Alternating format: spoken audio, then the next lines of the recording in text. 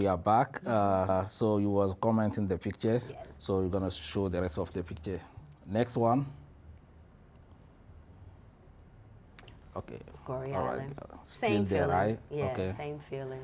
All Oh, that gentleman is actually the gentleman who hired me and took me, Tony Rogers, who is the Yeah. president of the Harlem Tourism Board. Okay. So shout out to Harlem.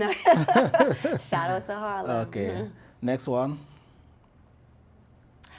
I wanted to show this picture because this was a part of my assignment as a BronxNet producer. Okay. Because I am producing a special segment or a film Yeah. about my trip, BronxNet in their beauty and their relationship with allowed me to take some equipment. I don't know if I can tell that on air. I don't know if the other producers want to know that. But I took that so that they can see that look, because I didn't take all of my equipment, I still wanted to represent a professional look. Yeah. And that day I feel like I was able to do very that. nice, yeah.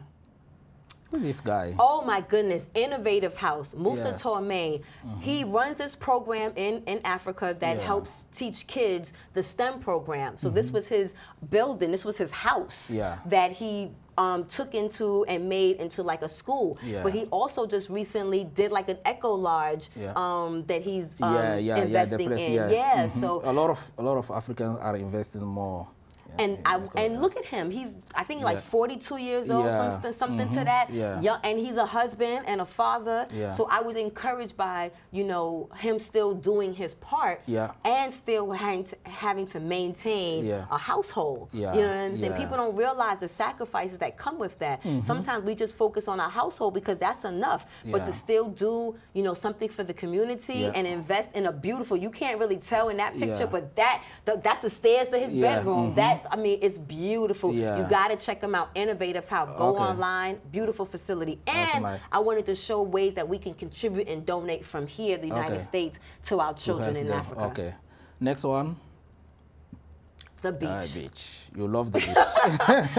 I love the beach, but I just wanted to show the ignorance of there's beaches in Africa, and how beautiful that was. Matter of fact, I saw someone bathing his horse in the beach, at the beach. Gorgeous. That's good. Next one. Goree Island. I got a chance to touch the ground because I wanted to feel the earth, the energy of my people. Yeah.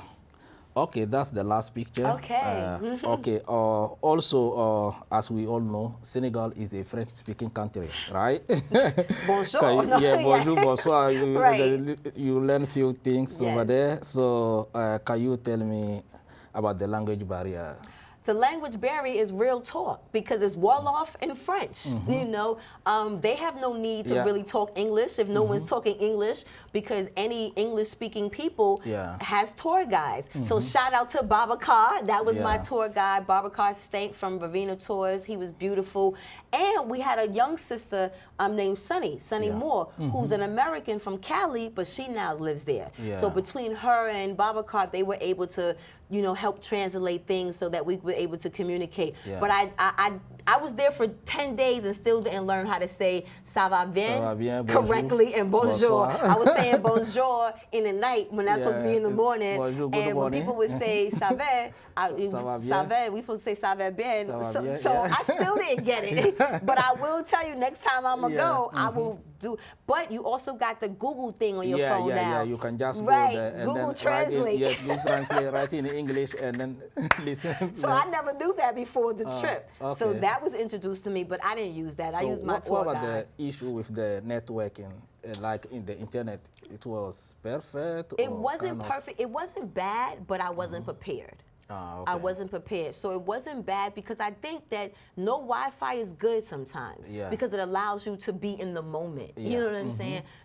As a filmmaker, what was difficult is that because I didn't take my equipment and my batteries, I had to upload my footage every night off the cell phones. And that became difficult because of the Wi-Fi. And I didn't know that you guys don't have regular chargers. Like there's a different kind of plug that goes into the wall. No one told me that. So I didn't have an adapter. Yeah, the thing is the plug that come from Europe, those ones are good, but I've never when seen it you before. have to buy the adapter. Exactly. So that was a problem. But but at the end of the day, now knowing, you know, and now, you know, when I talk to people, you know, going there now, it's, well, you know, make sure you have it. Because it wasn't bad, you know what I'm saying? And I think, to be honest with you, you need those moments. You know what I'm saying? You need those moments.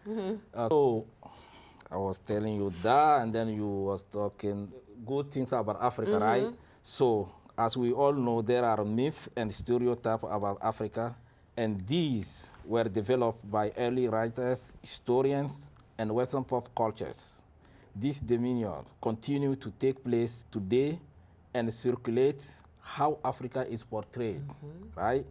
A few samples are: the land is full of poverty, wars, and disease. So what do you think about that after visiting the continents? Well, one, poverty is everywhere.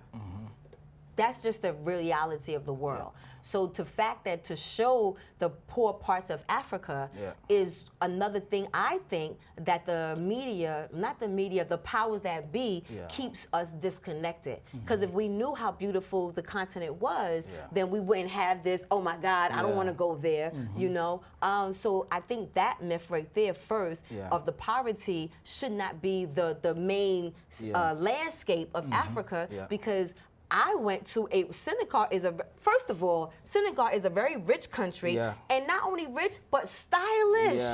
These motherfuckers, you know what I'm saying? To be nice so poor, roads. They the most stylish people out there, you know what I'm saying? And the same thing with like Nigerians. They very bougie, they're very like, you know what I'm saying? So you can't be that poor if you have such high standards about yourself, you know what I'm saying? Even in the fishing district, it looks poor, but they were the richest because they were self-sufficient. You know what I'm saying? So I think that's definitely the myth, that everything is poor and that there's children in the street with flies. Yes, there is, but where isn't?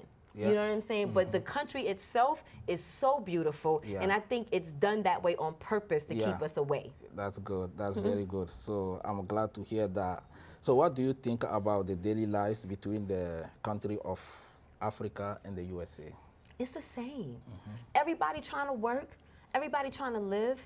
Everybody trying to do what's right by their families. You know, my tour guide, I say, is now my twin. We were the same exact, we are the same exact age. He's been doing his business for 16, 17 years. I've been doing my business for 16, 17 years. He's a father, I'm a mother, he's a husband, you know what I'm saying? So the same get up and go to work every day, you know what I'm saying? Is put pants on one foot at a time. Bring food at home. Yes, you know what I'm saying? And because, you know, I am a Harlem, you know, activist, Little Senegal is 1/16th anyway. So it was no different in the relationship, because I see the hustle from my 1/16th brothers that I saw there, and they see the hustle in me that they saw there. Okay, that's very good. So we are not going to end this interview without talking about the food, right? Tell me a little bit about the experience with the food in Senegal. I'm gonna say two things about the food. So because we were on a shishi tour, they tried to give us all of like the upscale food. We wanted jinga jam. What's that? Jollof. No, there's something else. There's another fish, not the jollof. That's chicken, right? Or lamb. But the food is amazing. But when we got the real food, when we got the what I eat here in Harlem, then I was like, yes. But I wanted to the spicy, the color in the meal. You know what I'm saying? And I wanted to experience the round table component where we all ate together. I did not get a chance to experience that. but the food was excellent. Like I ate 3 times a day. You know what I mean? And that's how we ate in Africa. Man, in the morning, afternoon, and evening. And evening was like 8 o'clock, 8:30. I was like, this is too late. But I was beyond happy with my meals. And spicy, bring it. It was awesome. Do you think investing in Africa is a good thing? Yes. I think investing in Africa is a good thing, because I think all of us at one point in our lives should invest in our original home birthplaces. Okay. I think as Americans, and I don't really claim that, but as Americans, yes, invest in our home in the country that we live in. Yeah. But when we talk about generational wealth and opportunity, like you can buy an apartment building on the beach for $5,000 and do an Airbnb there. So why wouldn't you? With the basketball team, with the soccer team, with the new stadium, it's in such a development stage that in the next 3 to 5 years, if we don't get in, we won't be able to get in because the white folks are investing. Yes. You know what I'm saying? So if the white folks, the Chinese, because the Chinese is who built the statue. So if you have all of these other races and cultures that's investing in a continent that's not theirs, why wouldn't we as originators of this continent have some type of investment that we could have in a country that is ours, that's connected to us, and that we can pass on to our children? Because the education component doesn't stop with us, doesn't stop with me and my peers. I need my children to understand their heritage and where they come from. And why wouldn't I want a house for them to go to when they're traveling? I strongly agree with you. Yes. So we are almost at the end of our interview. So also, what do you think about the African diaspora in the USA, and what advice do you have for the newcomers?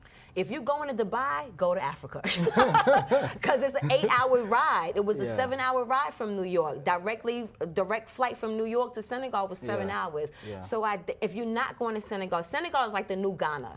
You know, you have to go to these countries that are developing around our culture. You know what I mean? And again, the diaspora and the Americans, we're so similar. But because we have this disconnect from the other powers that be, we don't unite the way we could because Americans don't like Africans and Africans don't like Americans. You know what I mean? And when we go home and when we come together here in America, it's nothing but love. When we came together in Africa, it was nothing but love. But when we're not together, there's strife. So that myth and disconnect, we need to connect. Because we are really all the same, and the love is so pure. What did your country is known for? Togo, No, Teranga. You're the most gracious country in Africa. That's what they say. No, that's the name. That's the meaning of Teranga. Okay, so what's your last word? Because we are at the end of the show. You know, you see how it went fast. Yes, as another producer, I know. Well, your title is perfect, Awesome Africa. Awesome Africa. You know, I really think that everyone at some point needs to experience that. You know, experience it because not outside of the culture, Africa is adventure. There's ATVs, there's zip lining, everything that you can do in freaking Jamaica and the Virgin Islands, you can do in Africa. Okay, so unfortunately, we have reached the conclusion of today's show. So we'd like to thank our guests for stopping by. Thank you. And of course, you, our viewers, for tuning in. Thank you.